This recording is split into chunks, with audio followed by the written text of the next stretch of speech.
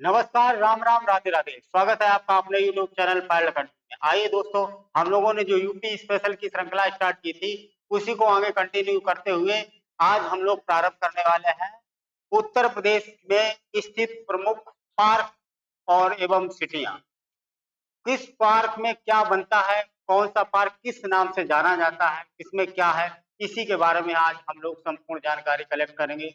तो बने रहिए हमारे चैनल के साथ में, हंसते रहिए, मुस्कुराते रहिए। आइए चलते हैं हम लोग उत्तर प्रदेश के में जो स्थित प्रमुख पार्क हैं और सिटियां हैं, तो इसके बारे में हम लोग जानते हैं। एक एक करके हम लोग सीखेंगे, समझने के साथ साथ में। और देखिएगा, पहला दिया गया डिफेंस पार्क। बेटा, रक्षा विभाग से जो पार्क बनाया गया डिफेंस पार्क, जो कहाँ पर बना हुआ है, इसके बारे में जान लेते हैं। तो पहला जो डिफेंस पार्क है लखनऊ, कानपुर कानपुर है, आगरा है और झांसी है। कहाँ कहाँ है? और लखनऊ। यानी कि कानपुर, आगरा, झांसी और लखनऊ, ये 4 जगह पर है डिफेंस पार्क। 4 जगह पे ये डिफेंस पार्क, ठीक। उसके बाद regional science city. Regional science city कहाँ पर है? तो ये साइंस सिटी बेटा लखनऊ, उत्तर प्रदेश की राजधानी लखनऊ है। रीजनल साइंस सिटी कहाँ पर है? तो लखनऊ में। उसके बाद ट्रोनिका सिटी। ट्रोनिका सिटी ये कहाँ है? गाजियाबाद में। उसके बाद है Saraswati hitech city. Saraswati hitech city बेटा कहाँ पर है? तो सरस्वती हाईटेक सिटी आपकी है प्रयागराज। प्रयागराज, प्रयागराज, ठीक। और trans Delhi signature city. Trans Delhi signature city किसे कहा जाता है, कहां पर है? तो ये है गाजियाबाद। गाजियाबाद में है trans Delhi signature city. Trans Delhi signature city ये कहां पर है? तो गाजियाबाद में बेटा है। उसके बाद लेदर पार्क। लेदर पार्क कहां पर है? तो लेदर पार्क है आगरा। लेदर पार्क कहां पर है? तो आगरा में है बेटा। उसके आगे क्या दिया गया है? टेक्सटाइल एवं हौजरी पार्क। टेक्सटाइल एवं हौजरी पार्क कहाँ है? तो कानपुर। कानपुर में है। कानपुर, कानपुर, ठीक है। उसके बाद अपने दिया गया है leather technology park. Leather technology park जो है ये Banthra, Unnao. Leather technology park, ये देखो, लेदर पार्क की बात करेगा तो आगरा, और लेदर टेक्नोलॉजी पार्क की बात करेगा तो बंथरा, उन्नाव। उन्नाव में है, ठीक। Mega food park. Mega food park कहां पर है? तो बहेड़ी, बरेली। बहेड़ी, बरेली में है मेगा फूड पार्क। इस तरीके से डायरेक्ट आपसे पूछेगा कि मेगा फूड पार्क कहां पर स्थित है, तो आप बताओगे बहेड़ी, यानी बहेड़ी और बरेली में, यानी बरेली में ही बहेड़ी पड़ता है, तो वहीं पर ये मेगा फूड पार्क है। आगे दिया गया है software technology park of India. Software technology park of India कहां पर है? तो ये पार्क कहां बनाया गया है? तो नोएडा में। कहां बेटा बनाया गया है? तो नोएडा में बनाया गया है, याद रखना। उसके बाद देखो दिया गया है science city, night safari. Night safari, एक है लॉन सफारी, एक है नाइट सफारी पार्क। तो देखिएगा नाइट सफारी पार्क कहां पर है? तो ग्रेटर नोएडा में। ग्रेटर नोएडा में नाइट सफारी पार्क है, ग्रेटर नोएडा में। और लॉन सफारी का पार्क कहां पर है? कमेंट बॉक्स में बताइएगा कि कहां पर है, तो आप लोग कमेंट बॉक्स में बताएंगे। जैव प्रौद्योगिकी पार्क। जैव प्रौद्योगिकी पार्क कहां पर है? तो जैव प्रौद्योगिकी पार्क बेटा है लखनऊ में। लखनऊ में जैव प्रौद्योगिकी पार्क है। तो ये कौन सा पार्क कहां पर स्थित है और किसके लिए जाना जाता है, तो ये सारी चीजें आपको यहाँ से मिल जाएंगी। एक बार आप स्क्रीनशॉट ले सकते हैं या आप लिख लीजिए कॉपी पेन पे। आगे चलते हैं।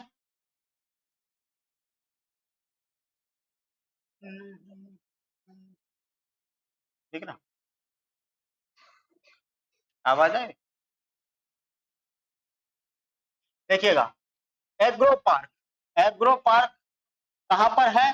तो यह है बाराबंकी और वाराणसी में। एग्रो पार्क बेटा कहां पर है? तो याद रखना, बाराबंकी और वाराणसी। बाराबंकी और वाराणसी में एग्रो पार्क है। Arrow space park. Arrow space park Lucknow, Kanpur, Agra. Lucknow, Kanpur, Agra, यहाँ पर क्या है? Arrow space park. मेरठ एवं गौतम बुद्ध नगर, यहाँ पर देखो, लखनऊ है, कानपुर है, आगरा है, मेरठ और गौतम बुद्ध नगर, ये कितने हो गए, 1 2 3 4 5 जगह पर ये बनाया गया एरो स्पेस पार्क। ठीक, knowledge park, knowledge park greater Noida, greater Noida में क्या है, नॉलेज पार्क। निकिडा, निकिडा सिटी कानपुर और उन्नाव के मध्य में स्थित है। Trans Ganga city, trans Ganga city कहां पर है, तो उन्नाव में। ट्रांस गंगा सिटी कहां पर है, तो उन्नाव में बेटा है, उन्नाव में। प्लास्टिक सिटी, प्लास्टिक सिटी कहां पर है, तो दिव्यापुर औरैया, दिव्यापुर औरैया में प्लास्टिक सिटी बन रही है, काम चल रहा है, अभी फाइनल नहीं हुआ। प्लास्टिक सिटी कहां है, दिव्यापुर औरैया। उसके बाद देखो साइंस पार्क संडीला, संडीला हरदोई में, साइंस पार्क कहां पर है, तो संडीला हरदोई में साइंस पार्क है। देखो आ गया lion safari park, lion safari park कहां पर है, तो इटावा में है। ठीक है, लॉयन सफारी पार्क कहां पर है, किसके द्वारा बनवाया गया था, है किसके द्वारा बनवाया गया, परफ्यूम पार्क, परफ्यूम पार्क कहां पर है, कन्नौज में, अरोमा परफ्यूम पार्क। ठीक, कन्नौज में है, हाँ ये बिल्कुल मेरे पड़ोसी में है ये, हाँ तो ये इलेक्ट्रॉनिक सिटी, इलेक्ट्रॉनिक सिटी कहां पर है, तो नोएडा में। इलेक्ट्रॉनिक सिटी कहां पर बेटा, तो नोएडा में इलेक्ट्रॉनिक सिटी है। ठीक, मेडी सिटी, मेडी सिटी क्या है, चक गंजरिया लखनऊ में, चक गंजरिया लखनऊ में। टॉय सिटी खिलौनों वाली सिटी, तो ग्रेटर नोएडा, ग्रेटर नोएडा में टॉय सिटी है। बुद्ध थीम पार्क, क्या बात है, अच्छा है। बुद्ध थीम पार्क कहां पर है, तो याद रखना सारनाथ वाराणसी में, सारनाथ बेटा वाराणसी में क्या है, Buddha theme park, Buddha theme park Varanasi और सारनाथ यहां पर बनाए गए। आगे चले,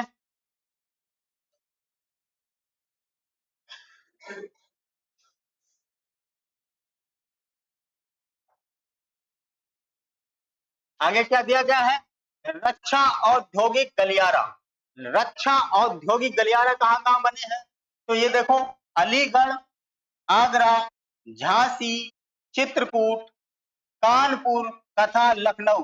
बेटा आपको लग रहा होगा कि बहुत इजी है, ये सारी चीजें हमें याद होंगी, है जब पेपर में आ जाता है तो ना नहीं याद आ जाती है, ध्यान रखना। हाँ, ये कहते हो कहां से आ गया, कौन सा जिला ऐसा है, ढूंढते रहोगे, हमें तो 75 जिले पूरे याद है, समझे। कहां से ये पूछ दिया गया, data centre park, data centre park कहां पर है, तो ग्रेटर नोएडा, ग्रेटर नोएडा में डाटा सेंटर पार्क है। ठीक, मेगा लेदर पार्क, अभी लेदर पार्क की बात की गई थी, एक लेदर पार्क कहां पर है, तो लेदर पार्क आपका कहां पर है, आगरा में। और उसके बाद में मेगा लेदर पार्क कहां पर है, देखो थोड़ा सा घुमाएगा और बस घूमते घूमते वहीं घूमते रहोगे, भूल भुलैया में फंस जाओगे। तो मेगा लेदर पार्क कहां है, तो कानपुर में है।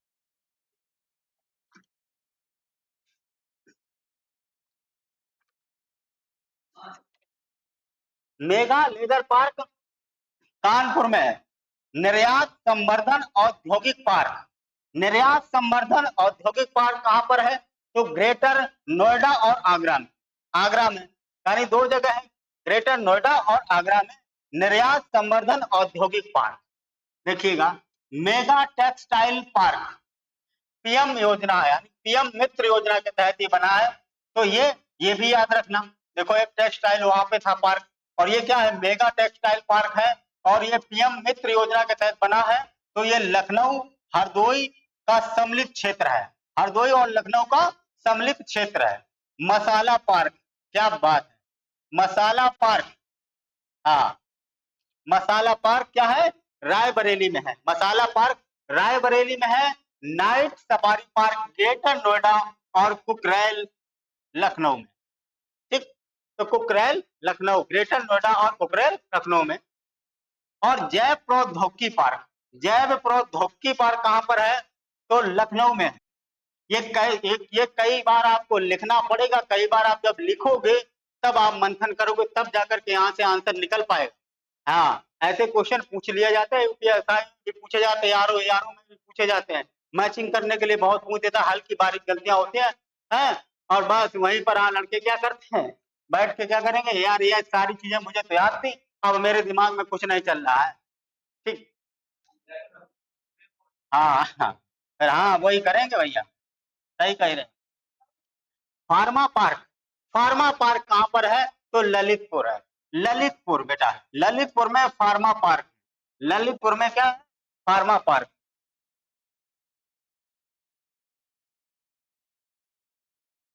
यूं ही मंजिल नहीं मिलती है, सपनों में जान डालनी पड़ती है, नींदें हराम करनी पड़ती है।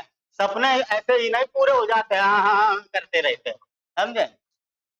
रात दिन एक करना पड़ता है, तब जाकर के नींदें, सपनों को पूरा किया जाता है। दूसरे बच्चे पढ़ रहे होंगे रात दिन।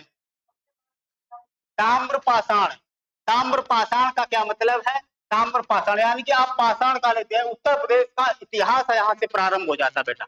उत्तर प्रदेश का इतिहास प्रारंभ हो जाएगा। कुछ चीजें हम लोग इतिहास में चलेंगे कि उत्तर प्रदेश का क्या क्या इतिहास रहा है। तो सबसे पहले हम लोग प्राचीन इतिहास को जानेंगे कि प्राचीन इतिहास में क्या क्या दिया होगा। तो सबसे पहले आता है पुरा पाषाण काल। पुरा पाषाण काल, ठीक है। पाषाण, पुरा पाषाण काल में क्या क्या होता था, तो इसे कैसे जानेंगे? तो देखिएगा कि पुरा पाषाण काल में ताम्र पाषाण, जब तांबे का आविष्कार हो गया, इससे संबंधित संस्कृति के जो साक्ष्य हैं आपको मिलेंगे ताम्र पाषाण काल के साक्ष्य जो मेरठ में मिलेंगे और सहारनपुर से प्राप्त होते हैं। ताम्र पाषाण काल के जो साक्ष्य मिलेंगे आपको, वो कहाँ से मिलेंगे? तो आपको मेरठ और सहारनपुर से प्राप्त होते हैं। ताम्र कांस कल्चर, ये आलमगीरपुर और मेरठ, हिंडन नदी के किनारे पर मेरठ है, समझे? ये आलमगीरपुर, यानी कि अगर हड़प्पा सभ्यता की बात करेंगे तो सबसे पूर्वी हिस्सा जो है, पूर्वी हिस्सा जो खोजा गया है वो आलमगीरपुर है। आलमगीरपुर है वो मेरठ में ही डिस्ट्रिक्ट में पड़ता है। मेरठ और यानी कि हिंडन नदी के किनारे पर ये सभ्यता पनपी थी। ये हड़प्पा सभ्यता का सबसे पूर्वी हिस्सा है। बड़ा गांव और हुलास सहारनपुर से है। बड़ा गांव और हुलास, यहाँ पर ताम्र पाषाण युग के साक्ष्य मिलेंगे। सिद्धपुर में यानी चित्रकूट में स्थित पुरा पाषाण कालीन मिलेगी साक्ष्य, ठीक है। चित्रकूट में स्थित पुरा पाषाण काल के ये साक्ष्य आपको यहाँ से मिले। पुरा पाषाण कालीन सभ्यता के साक्ष्य देखो कहाँ कहाँ।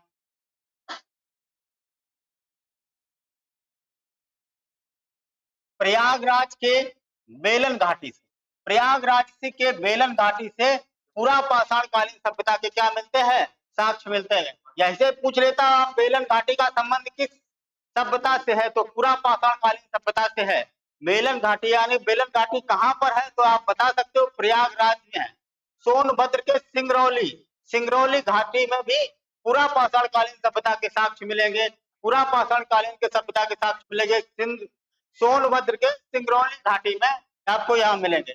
मिर्जापुर और चंदौली के चकिया से, चकिया से आपको पूरा पाषाण कालीन सभ्यता यानी ताम्र पाषाण कालीन सभ्यता का साक्ष्य मिलेंगे। तो मिर्जापुर और चंदौली के चकिया से आपको मिलेंगे पूरा पाषाण कालीन सभ्यता। बेलन घाटी का क्या मतलब है? देखो, बेलन घाटी का जो खुदाई के समय किसने की थी, तो प्रोफेसर जी.आर. शर्मा के निर्देशन में ये खुदाई होती है। Professor G.R.. शर्मा के निर्देशन में खुदाई होती है। अस्थि निर्मित मातृ देवी का प्रतिमा यहाँ से प्राप्त होती है। बेलन घाटी से अस्थि अस्थि निर्मित क्या होती है? मातृ देवी की प्रतिमा प्राप्त होती है बेलन घाटी से, ठीक है।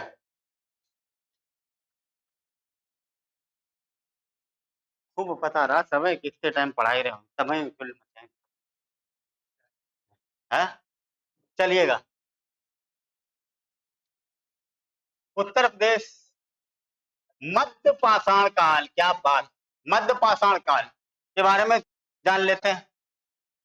वो जमाना चला गया जब पूछ लेते थे कि भैया उत्तर प्रदेश की राजधानी कहाँ है। अब वो जमाना चला गया सुधीर। हाँ, अब वो जमाना नहीं रहा। ये 1990 की बात थी जब बेल बॉटम चलता था। अब नहीं, अब लड़के अलग टाइप के कपड़े पहनते रहे। हाँ, पहले चलते थे भैया वो, अब नहीं, अब अलग टाइप के कपड़े पहनने लगे। देखो, मध्य पाषाण कालीन सभ्यता का मतलब क्या है? देखो कहाँ से क्या क्या साक्ष्य मिलेंगे। तो सराय नहार राय, सराय नहार राय यानी प्रतापगढ़ में अवस्थित है। सराय नहार राय कहाँ पर स्थित है? तो प्रतापगढ़ में अवस्थित है। इसका उत्खनन किसके द्वारा किया गया? तो प्रोफेसर जी.आर. शर्मा के द्वारा 1968 में किया गया। 1968 में किया गया, हाँ। जब तुम्हारे पिताजी पैदा होंगे, है तभी तो किया होगा, है नहीं? और थोड़ा पहले पैदा हो गए, है? तो देखो 14 समाधान मृतक सिर पश्चिम ओर, यानी कि 14 समाधान यानी डेड बॉडियों की बात कर रहा हूं। 14 समाधान मृतक सिर, और सिर किधर मिला है? पश्चिम की तरफ मिला है, ठीक है, पश्चिम की तरफ मिला है। और 8 गर्त चूल्हे मिले, यकीन में 8 गर्त चूल्हे जो मिले हैं, कहां से मिले? सराय नाहर राय। और ये कहां स्थित है? तो याद रखना प्रतापगढ़ में स्थित। किसके द्वारा खुदाई की गई है? तो प्रोफेसर जीआर शर्मा के द्वारा 1968 में की गई, ठीक। मैदहा, मैदहा, मैदहा एक स्टेशन भी है भाई, ठीक है, इसे कहते हैं, का नाम हो गया भ्रंश होता मौदहा, प्रतापगढ़ में ये स्थित है भैया। प्रतापगढ़ में मैदहा भी स्थित है। मानव अस्थि पंजर के साक्ष्य मिले हैं, मानव अस्थि पंजर के साक्ष्य कहाँ मिले हैं? मैदहा से मिले हैं। और सिल लोडे के साक्ष्य मिले हैं, सिल, हाँ सिलौटी जिसे कहते हैं, जिसपे मसाला वसाला पीसा जाता है, समझे? हाँ, सिल लोडे के साक्ष्य मिले हैं। समाधान और आवास के साक्ष्य मिले, समाधान और आवास, जहां पर डेड बॉडियों को खत्म किया, डिस्ट्रॉय किया जाता है, वहां समाधान के साक्ष्य भी मिले हैं। आइए मध्यकालीन में और कुछ। दमदमा, दमदमा, देखो किसकी दमदमा में दमदमा है। देखो दमदमा प्रतापगढ़, प्रतापगढ़ में अवस्थित है ये दमदमा। भैया प्रतापगढ़ से बहुत सारी चीजें निकल रही हैं। नींद पूरी हो गई? और सोए दमदमा, देखो वहां से कितना मिला था? 14, और वहां का सीधा उल्टा कर दिया गया, 41 समाधान प्राप्त होते हैं। देखो दमदमा में कितने मिलते हैं? 41 समाधान के साक्ष्य मिलते हैं। हड्डी एवं सींग के उपकरण भी मिलते हैं, हड्डी और सींग के उपकरण भी मिलते हैं।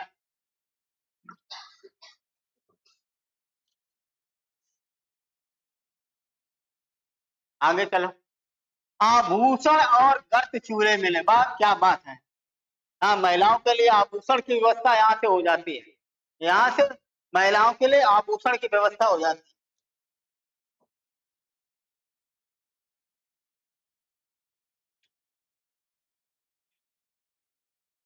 आगे देखो, चौपानी मांडो, चौपानी मांडो में क्या है? मेजा प्रयागराज में अवस्थित है, मेजा प्रयागराज में चौपानी मांडो स्थित है। और झोपड़ी और मिट्टी के बर्तन के साक्ष्य मिलते हैं, झोपड़ी और मिट्टी के बर्तन के साक्ष्य मिलते हैं, झोपड़ी और मिट्टी के बर्तन के साक्ष्य मिलते हैं। घड़ी से लाख महंगा तो घड़ी का वक्त होता है, घड़ी से लाख महंगा तो घड़ी का वक्त होता है। और जो इसकी कद्र करता है उसी का वक्त होता है। उदासी लुप्त लेने को महलों से चली आती है, उदासी लुप्त लेने को महलों से चली आती है, और मेरी झोपड़ी में जब खुशी का वक्त होता है। आइए दोस्तों आगे चलते हैं कि प्राचीनतम साक्ष्य होने वाले, यानी प्राचीनतम साक्ष्य वाले स्थल, नवीनतम खोजकर्ता, खोज, यानी कि लहूरादेव, लहूरादेव यानी उत्तर प्रदेश के संत कबीर नगर में स्थित है। सुधीर ये को ये प्लग सही करे यार, ना ये प्लग जम हमें डालते ऐसे डालेगा।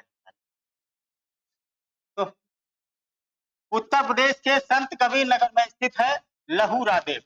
यहाँ से कृषि का प्राचीनतम साक्ष्य मिला है। कृषि का प्राचीनतम साक्ष्य कहाँ से मिला है? तो याद रखना बेटा, याद रखना यूपीएसआई वाले, कि लहूरादेव का संबंध क्या है, यानी किससे संबंधित है। बहुत टिपिकल क्वेश्चन बनाता है, समझे, मिलाने के लिए। यहाँ से कृषि का प्राचीनतम साक्ष्य मिला है, चावल का भी प्राचीनतम साक्ष्य मिला है यहीं से, लाहुरादेव से। आगे देखिएगा, कोल्डी हवा, ये प्रयागराज में बेलन घाटी के तट पर स्थित है। कोल्डी हवा, पूर्व में इसे प्राचीनतम चावल के साक्ष्य मिलने साक्ष्य वाला स्थल माना जाता था, मगर इससे पहले चावल की भूसी का साक्ष्य भी यहीं से मिला। चावल की भूसी, चावल की भूसी, भूसी तो सभी जानते होंगे भूसी क्या होती है। नोट क्या दिया है, पाकिस्तान के बलूचिस्तान के मेहरगढ़ में गेहूं का प्राचीनतम साक्ष्य मिला था। यानी कि पाकिस्तान के बलूचिस्तान के मेहरगढ़ में गेहूं का थोड़ा सा और साथ दे दिया होता मोदी जी ने तो बलूचिस्तान भी गड़बड़ में हो जाता है, हड़बड़ में मचा दिया था। थोड़ी देर के लिए तो लग रहा था भैया न्यूज के चक्कर में रात रात जगते रहे, कहाँ बम गिर रहा, कहाँ क्या हो रहा है, पता चला रिजल्ट कुछ और ही निकल रहा था। पाकिस्तान के बलूचिस्तान के मेहरगढ़ में गेहूं का प्राचीनतम साक्ष्य मिला है। पूर्व में इसे प्राचीनतम कृषि साक्ष्य वाला स्थल माना जाता था। प्राचीनतम कृषि साक्ष्य वाला यानी साक्ष्य वाला स्थल माना जाता था मेहरगढ़ से आगे।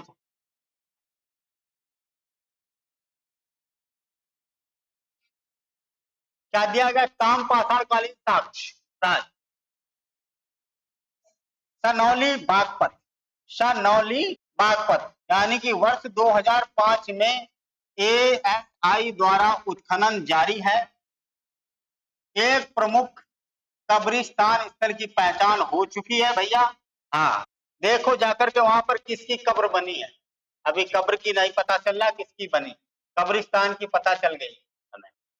हड़प्पा कालीन स्थल, इतिहास में आप चलोगे तो हड़प्पा कालीन स्थलों में कुछ चीजों का हम लोग जिक्र कर लेते हैं, कुछ चीजों का जिक्र हम लोग कर लेते हैं।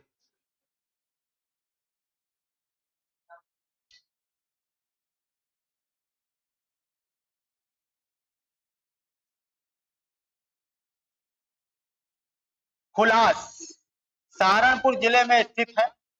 हुलास कहां पर है, तो ये हड़प्पा कालीन स्थलों की बात करेंगे जो यूपी में, जो यूपी में है, हड़प्पा कालीन स्थल है जो यूपी में है। यमुना की सहायक कैथा नाला नदी तट पर है। अब जितनी भी सभ्यताएं हैं सबकी सब नदियों घाट नदियों के किनारे मिले, कोई भी सभ्यता ऐसी नहीं मिले जो बिना नदी के किनारे विकसित हुई होगी। सभी कोई ना कोई नदी के किनारे, भाई पानी सबसे जरूरी पानी है, पानी की अगर व्यवस्था नहीं होगी तो कैसे जीवन चलेगा, संभव है नहीं। ठीक है। बड़ा गांव ये सहारनपुर जिले में अवस्थित है। यमुना की सहायक नदी मस्करा नदी तट पर स्थित है। यमुना की सहायक नदी यानी मस्करा नदी के तट पर स्थित है। अम्ब डोरी ये सहारनपुर जिले में स्थित है। आलमगीरपुर सभी जानते हैं, आलमगीरपुर हड़प्पा सभ्यता का सबसे पूर्वी स्थल है। हड़प्पा सभ्यता का सबसे पूर्वी स्थल कौन सा है, आलमगीरपुर है, हिंडन नदी के तट पर बसा हुआ है। तो ये मेरठ जिले में स्थित है और हिंडन नदी के तट पर स्थित है। ठीक, हड़प्पा सभ्यता की पूर्वी सीमा है।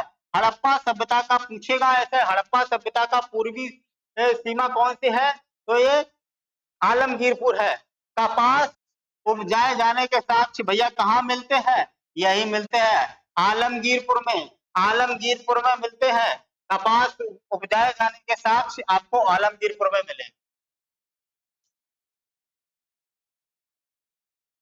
मंडी देखो, चले मंडी में सब्जी वब्जी लेने। देखो मंडी क्या है, मुजफ्फरनगर में स्थित है। मंडी कहाँ है, मुजफ्फरनगर। और बाई डी शर्मा द्वारा 1999 में इसका उत्खनन किया गया था। बाई डी शर्मा द्वारा 1999 में इसका उत्खनन किया गया था। और सोधी यानी बागपत जिले में अवस्थित है। सोधी कहां पर है, तो बागपत जिले में स्थित है। और सुनैली सुनैली यानी बागपत जिले में अवस्थित है। यमुना नदी के दाएं तट पर स्थित है। ये मानव समाधान और तांबे के रत्न प्राप्त हुए हैं। क्या बात है, मानव समाधान और तांबे के रत्न कहां से प्राप्त होते हैं, तो ये आपको सुनैली से मिलते हैं। आइए महाजनपद, देखो कौन कौन से जनपद है, 16 महाजनपदों में 8 महाजनपद उत्तर प्रदेश से हैं। 16 जनपदों में महाजनपद जो थे उनमें से 8 महाजनपद जो है वो उत्तर प्रदेश से है। कौन कौन से महाजनपद हैं जो उत्तर प्रदेश से हैं, इनके बारे में आप लोग जान लीजिएगा। देखिए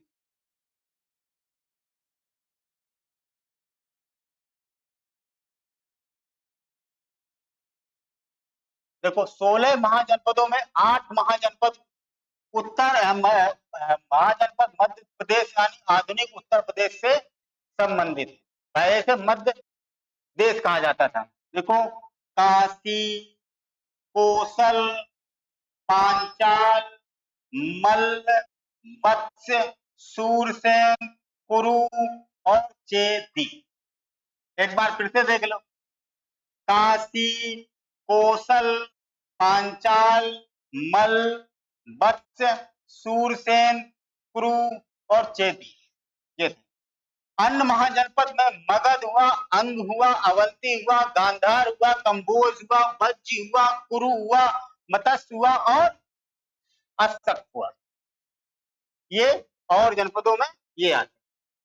तो अपने यहाँ उत्तर प्रदेश के तो याद ही रखना है कौन कौन से हैं यार।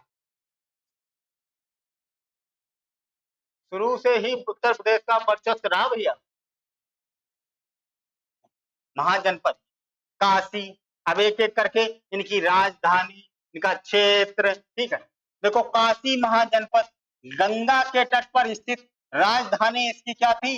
वाराणसी।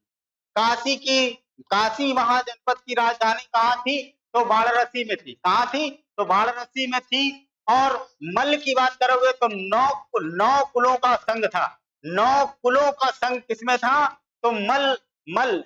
और इसकी 2 राजधानियां थी, एक कुशीनगर थी और एक पावा थी, और दोनों का गौतम बुद्ध से संबंध है।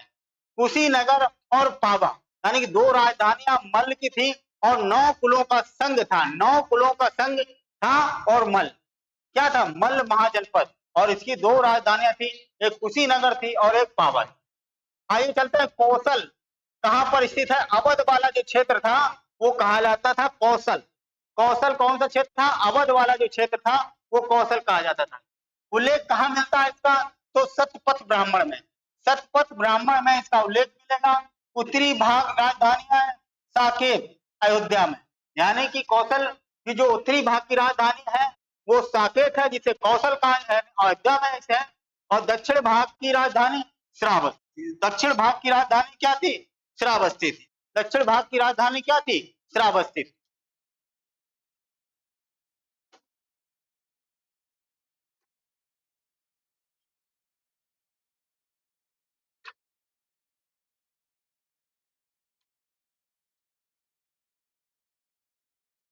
आइए आगे चलते हैं।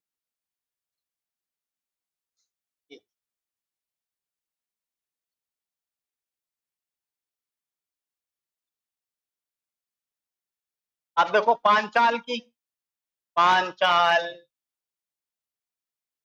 देखो,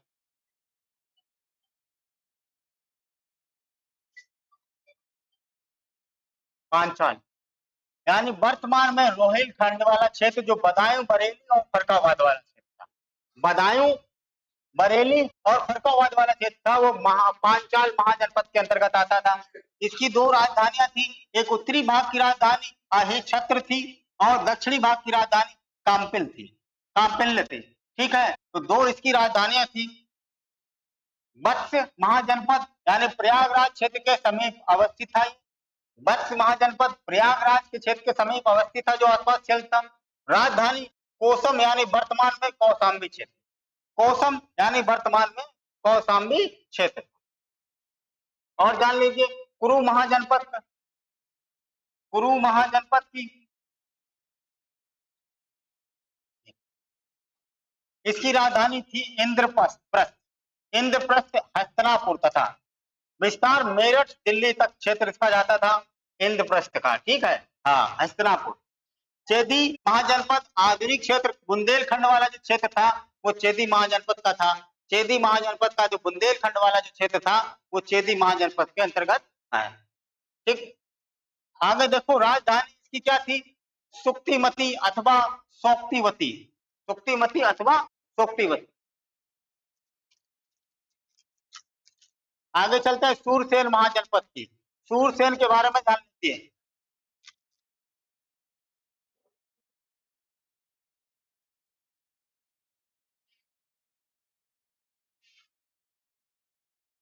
देखो सूरसेन की मथुरा राजधानी थी। सूरसेन महाजनपद की राजधानी कहाँ थी? मथुरा। और मथुरा भी व्यापार मार्गों पर एक महत्वपूर्ण जंक्शन था, जो उत्तर को दक्कन के साथ में तथा पश्चिम तट के साथ जोड़ता था। यानी कि व्यापार का एक संगम था। व्यापार के लिए एक तरीके से एक संगम था, जहां से उत्तर और दक्षिण के लिए व्यापार किया जाता है। ठीक। अब देखिएगा, प्राचीनतम महाजनपदों में काशी, काशी की बात हम लोग करेंगे। गंगा तट के पर स्थित राजधानी वाराणसी थी। और मल्ल, ये तो वही चीज आ गई भाई, है क्वेश्चन, ये तो अभी बता ही दिया था, उत्तर प्रदेश के अशोक के अभिलेख।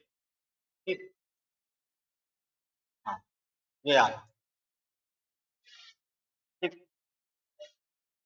यहाँ तक आज आप लोगों ने सीखा समझा मेरे साथ में, और सभी लोग मेरे चैनल के साथ में जुड़े रहे, ऐसे ही प्यार मोहब्बत बनाए रखें सभी के साथ में।